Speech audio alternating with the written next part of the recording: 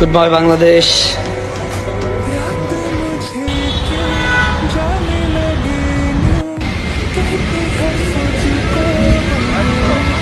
Hello guys, আসসালামু আলাইকুম।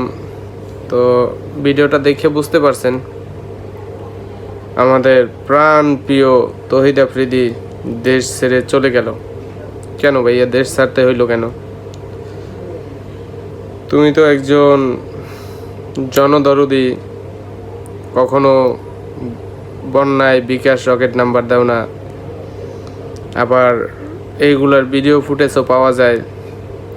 যাক, যা হয়েছে ভালো কথা, কিন্তু ক্ষমতা যে সারা জীবন থাকে না এটা মনে করতে হবে, এটা চিন্তা করতে হবে সবার। কারণ তুমি যে স্বপন আহমেদের সাথে যেই ব্যবহারটা করছিলা, আমার কানে এখনো বাজে স্বপনের কান্নাগুলা।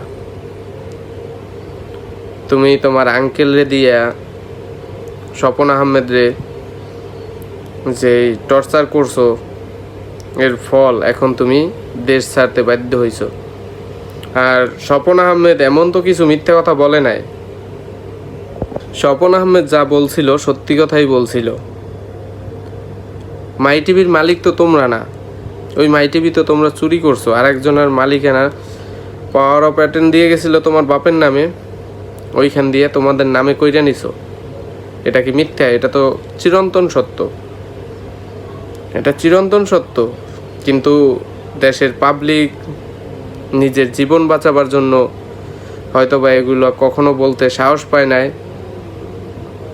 দ্বিতীয় কথা, তোমার আবার হাউন আঙ্কেল ছিল, হাউন আঙ্কেল। কারণ তোমার কিছু বললে তুমি তারে হাউন আঙ্কেল দিয়ে ব্ল্যাকমেল করতা। ইভেন কি তোমার হাউন আঙ্কেল রে প্রোটেক্ট দেওয়ার জন্য অনেক ভালো একটা চেষ্টা করছিলে, কিন্তু পারলা না।